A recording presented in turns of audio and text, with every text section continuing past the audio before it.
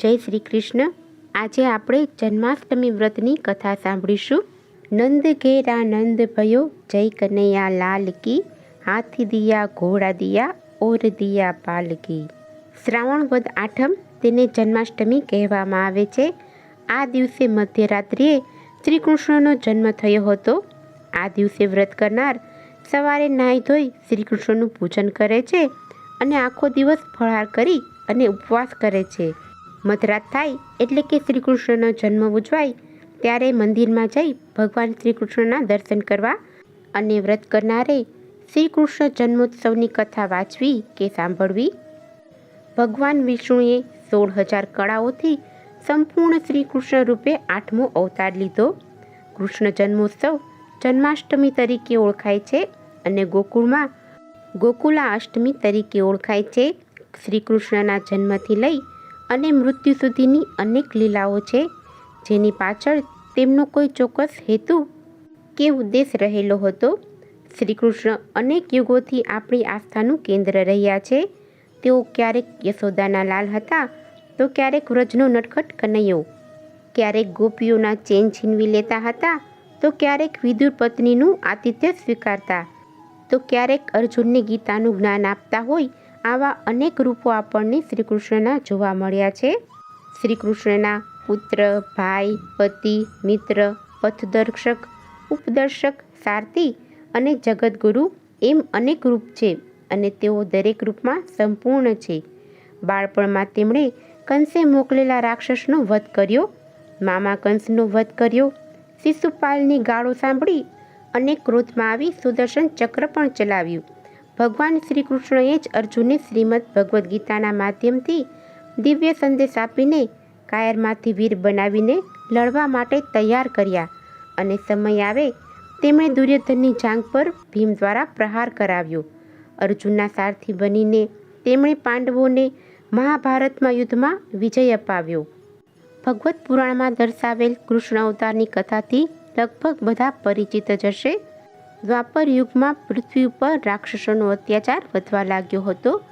આથી પૃથ્વી માતા ગાયનું રૂપ ધારણ કરી અને બ્રહ્માજી પાસે જાય છે।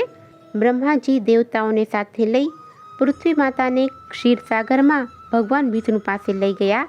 તે સમયે ભગવાન વિષ્ણુ શૈયા પર શયન કરી રહ્યા હતા। બધા જ દેવી દેવતાઓ શ્રી વિષ્ણુની સ્તુતિ કરી, જેથી ભગવાન નિંદ્રામાંથી જાગ્યા અને બ્રહ્માજી તથા દેવતાઓને તેમની પાસે આવવાનું કારણ પૂછ્યું। ત્યારે પૃથ્વી માતા બોલ્યા કે હે પ્રભુ, હું આ પાપના ભારથી દબાઈ રહી છું। હવે મારાથી સહન નથી થતું। પ્રભુ, મારો ઉદ્ધાર કરો। આ સાંભળી ભગવાન વિષ્ણુએ કહ્યું, હું વ્રજમાં વાસુદેવની પત્ની દેવકીના ગર્ભથી જન્મ લઈશ। તમે બધા દેવતાગણ વ્રજભૂમિમાં જઈ યાદવ વંશમાં અવતાર ધારણ કરો। આટલું કહી ભગવાન વિષ્ણુ અંતર ધ્યાન થઈ ગયા। ત્યારબાદ દેવતાઓ વ્રજમાં જઈ અને યદુકુળમાં નંદ યશોદા તથા ગોપીઓના રૂપમાં જન્મ લીધો। દ્વાપર યુગના અંતમાં મથુરામાં ઉગ્રસેન રાજા રાજ્ય કરતા હતા। ઉગ્રસેનના પુત્રનું નામ કંસ હતું। તેણે બળપૂર્વક ઉગ્રસેનને સિંહાસન પરથી ઉતારી અને જેલમાં નાખી દીધો અને પોતે રાજા બની બેઠો। હવે કંસની બહેન દેવકીના વિવાહ યાદવ કુળમાં વાસુદેવજી સાથે નક્કી થયા। જ્યારે કંસ દેવકીને વિદાય આપતો હતો ત્યારે રથ સાથે જઈ રહ્યા હતા ત્યારે આકાશવાણી થઈ કે હે કંસ, જે દેવકીને તું આટલા પ્રેમથી વિદાય કરી રહ્યો છે તેનો 8મો પુત્ર તારો સંહાર કરશે। આકાશવાણી સાંભળીને પોતાના મૃત્યુના ભયથી ભયભીત બનેલા કંસે વિચાર્યું કે દેવકી જ નહીં હોય તો તેનો પુત્ર ક્યાંથી હોય। તેથી તે દેવકીને મારવા માટે તૈયાર થઈ ગયો। ત્યારે વાસુદેવજીએ કંસને સમજાવ્યું કે તારે દેવકીનો કોઈ ભય નથી। દેવકીનું 8મું સંતાન હું તને આપી દઈશ, પછી તેની સાથે જે કરવું હોય તે કરજો। કંસે વાસુદેવજીની વાત તો માની લીધી, પરંતુ તે બંનેને કારાવાસમાં બંધ કરી દીધા। 8મા પુત્રની ગણતરી પહેલેથી કરવી કે છેલ્લેથી કરવી, આ મૂંઝવણના લીધે તેણે વિચાર્યું કે દેવકીના એકેય સંતાનને જીવતો નહીં રહેવા દે। તેણે એક એક કરીને દેવકીના 7 સંતાનોને નિર્દયતાપૂર્વક વધ કરી દીધો। હવે કંસ દેવકીના 8મા સંતાનનો વધ કરવા તત્પર હતો। આખરે કંસનો કાળ બનીને શ્રાવણ વદ આઠમના રોજ મધ્યરાત્રિએ 12 કલાકે રોહિણી નક્ષત્રમાં કૃષ્ણ ભગવાને જન્મ લીધો. તેમનો જન્મ થતાં જ જેલની અંધારી કોટડીમાં પ્રકાશ ફેલાઈ ગયો. વાસુદેવજી અને દેવકી માની સામે શંખ, ગદા, ચક્ર તથા પદ્મધારી ચતુર્ભુજ ભગવાન પ્રગટ્યા અને કહ્યું, હવે હું બાળકનું રૂપ ધારણ કરીશ, એટલે તમે ગોકુળમાં નંદજીને ત્યાં મને પહોંચાડી દો અને તેમને ત્યાં જન્મેલી કન્યાને કંસ પાસે સોંપી દો. તે સમયે વાસુદેવજીની હથકડીઓ ખુલી ગઈ. દરવાજા તેની જાતે જ ખુલી ગયા. પહેરેદારો સૂઈ ગયા અને વાસુદેવજી શ્રી કૃષ્ણને વાંસમાંથી બનેલી ટોપલીમાં મૂકી અને ગોકુળના રસ્તે ચાલવા લાગ્યા. ધોધમાર વરસાદ વરસી રહ્યો હતો. તેનાથી રક્ષણ કરવા માટે શેષનાગ છત્ર બનીને આવ્યા. રસ્તામાં યમુના નદી આવી, જેમાં પાણીનું સ્તર ખૂબ જ વધી ગયું હતું. શ્રી કૃષ્ણે પોતાના પગ લટકાવી પાણીનો સ્પર્શ કરતાં જ પાણીનું સ્તર ઘટવા લાગ્યું.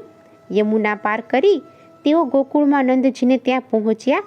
નંદજીને મળી અને શ્રી કૃષ્ણને યશોદાજી પાસે સુવડાવી દીધા અને કન્યાને લઈ પાછા કંસના કારાવાસમાં આવી ગયા.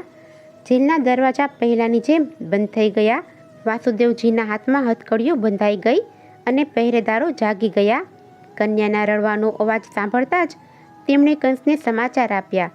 પોતાના વધનું કારણ બની શકે તેવા આ 8મા સંતાનનો વધ કરવા કંસ કારાવાસમાં પહોંચી ગયો. કન્યાને હાથમાં પકડી અને દીવાલ પર પટકી અને મારવા જાય છે.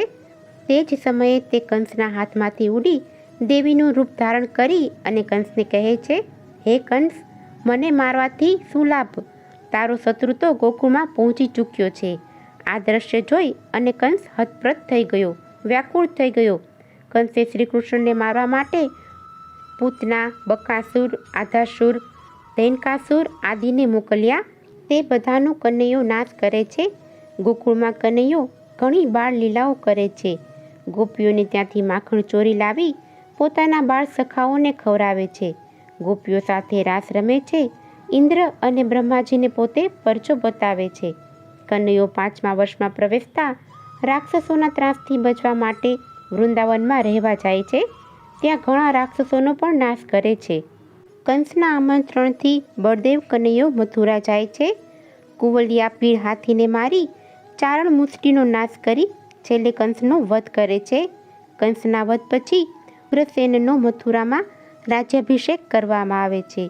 દ્વારકામાં શ્રી કૃષ્ણ પોતાનું રાજ્ય સ્થાપે છે. પછી શિશુપાલનો વધ કરી જરાસંઘનો નાશ કરે છે. તે પાંડવોની પડખે રહી મહાભારતનું યુદ્ધ સર્જી માનવજાતનું નિકંદન કાઢી નાખે છે. મહાભારતના યુદ્ધમાં જ્યારે અર્જુન નિરાશ થઈને યુદ્ધ લડવા તૈયાર થતો નથી, ત્યારે શ્રીમદ ભગવદ્ ગીતા દ્વારા ઉપદેશ આપી અને લડવા માટે તત્પર કરે છે. આ યુદ્ધમાં કૌરવો અને પાંડવો અને અન્ય યોદ્ધાઓનો નાશ થવા પામે છે. યાદવોને પણ અંદરો અંદર લડાવી શ્રી કૃષ્ણ પોતે પાર્થીના હાથે મૃત્યુ વહોરી લે છે. જો તમને આજની આ કથા પસંદ આવી હોય તો એક લાઈક આપી ચેનલને સબસ્ક્રાઈબ કરજો. આજની આ કથા સાંભળવા બદલ આપનો ખૂબ ખૂબ આભાર. જય શ્રી કૃષ્ણ.